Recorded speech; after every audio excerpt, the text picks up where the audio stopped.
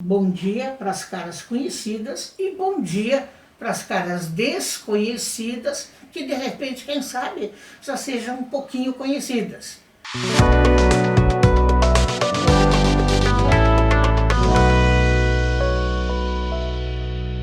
Bom, então, vamos dar mais um passeiozinho. Essas duas pessoas aqui, eu queria comentar com vocês a história delas. A história delas é impressionante.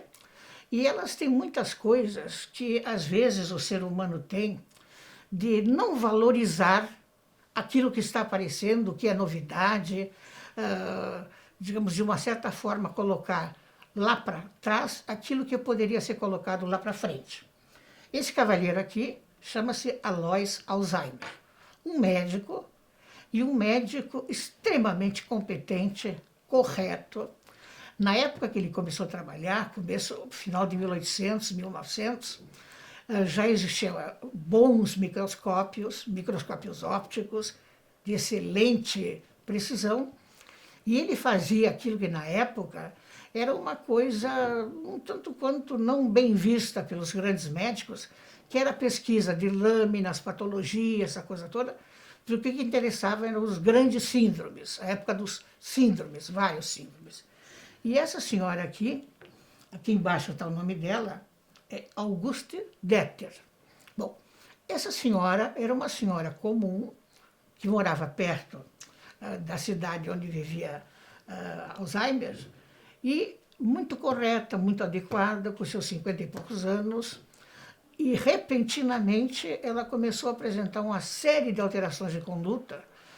Ela era muito limpa, deixou de limpar a casa, ela era muito correta, passou a falar tolices, e o marido, na época, internou-a em um hospital que ficava em Tubinga, que era onde eles moravam, e o nome do hospital era um nome que eu considero, digamos assim, hoje em dia, ele é quase uma piada, mas na época era sério. Era o Hospital para Lunáticos e Epilépticos.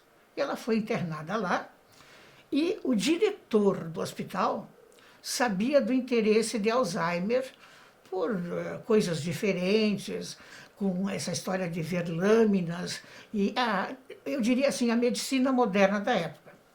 E mandou chamá-lo, e Alois Alzheimer e esta moça aqui, Auguste Deter, eles trabalharam, digamos assim, durante os anos, ele cuidou dela, de 1901 a 1903. Prestem bem atenção nessas datas, 1901 a 1903. Ela faleceu em 1903 e ele fez 400 lâminas do cérebro dela, com todo cuidado, porque ele imaginou que aquilo seria alguma coisa muito importante, diferente.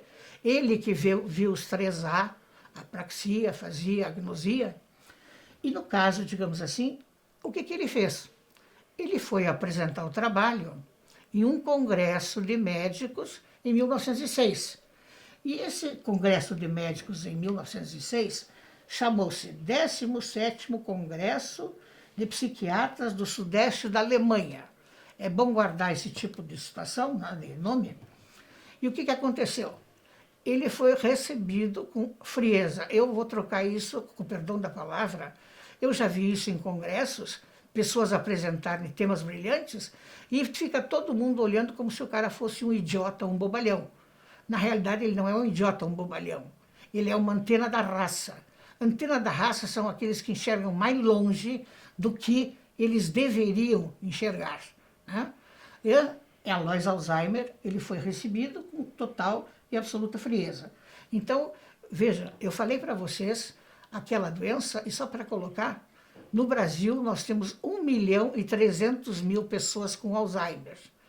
Cada 3 minutos começa um Alzheimer.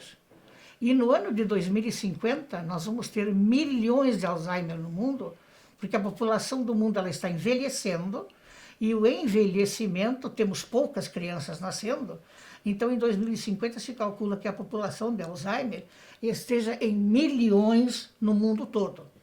E vejam que aquilo que eu coloquei, a tal da frieza. Por que eu coloquei a tal da frieza? A tal da frieza foi o seguinte, uma polêmica foi desencadeada em 1990. Aquilo lá foi em 1906.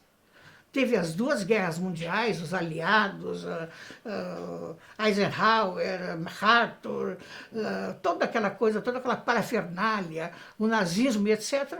E a doença de Alzheimer ficou quietinha. E, repentinamente, em 1990, vejam bem, Alzheimer era um alemão. E um professor da Universidade de Sydney, na Austrália, chamado Manuel Grauber, não sei como, eu não consegui descobrir como é que ele achou todas as lâminas que tinha feito Alzheimer, as 400 lâminas, e desencadeou toda uma situação mundial. Então, de 1990 para cá, nós começamos a trabalhar com Alzheimer. O quê? Trabalhar com Alzheimer porque ficaram quase 100 anos as lâminas guardadas.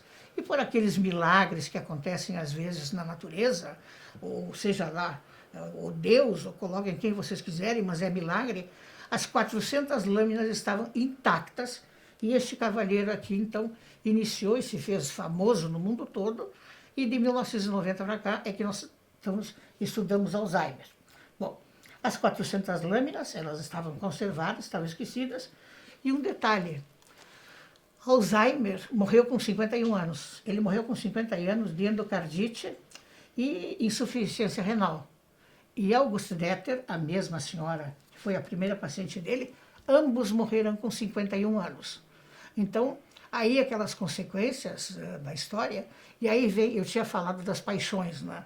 Uma delas é a pintura, outra delas é a medicina, e a outra é biografias. Eu sou apaixonada por saber a vida das pessoas, a coincidência das vidas.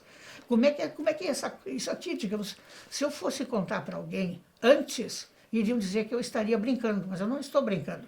Na realidade, isto aconteceu, quase 100 anos de esquecimento, os dois morreram na mesma época, e, no caso, aqui eu tenho uma outra situação. Essa situação aqui é uma coisa muito simples. Foi feito um último Congresso Mundial sobre Alzheimer, onde eles colocaram para o leigo, de uma maneira simples, o que seria para não chegar no Alzheimer. Então, eu vou colocar para vocês os dados, o que eles colocaram, vou tomar a liberdade de ler, eles colocaram os seguintes detalhes. 10 hábitos que prejudicam o seu cérebro e, consequentemente, podem levar a uma coisa mais séria. Não tomar café da manhã. Café da manhã tem que tomar. Comer demais. Comer demais, depois, a digestão, ela perturba todo o trabalho cerebral. Fumar, todo mundo sabe. Consumir muito açúcar. Poluição do ar. A poluição do ar não é só para as plantas, não, é para nós também. Dormir pouco. Dormir com a cabeça coberta, trabalhar quando estiver doente, querendo fazer um esforço em função de dinheiro, qualquer coisa. E aí vem duas coisas que eu amo de paixão. Falar pouco. Ser faladeiro é bom. Ser faladeiro é bom porque eu tenho que falar, eu tenho que pensar, eu tenho que contar história e todas essas coisas. Então, a gente tem que falar, tem que emitir o nosso pensamento, tem que engramar o pensamento. E a outra, que também eu sou apaixonada, é falta de pensamentos criativos e estimulantes. Eu adoro inventar história, adoro escrever livro, todas essas coisas. Se vocês me perguntarem, agora eu vou fazer um pequeno inciso, eu estou com 72 anos, vou indo para 73. Parece que a cabecinha da velha aqui continua funcionando bem. E no caso, se num momento quiserem que eu fale sobre todos esses detalhes e por que eles causam problemas, eu vou iniciar uma nova situação de cuidados cerebrais. E, como eu sempre digo, bom dia para as conhecidas, agora as não conhecidas já estão me conhecendo um pouquinho. Tchau!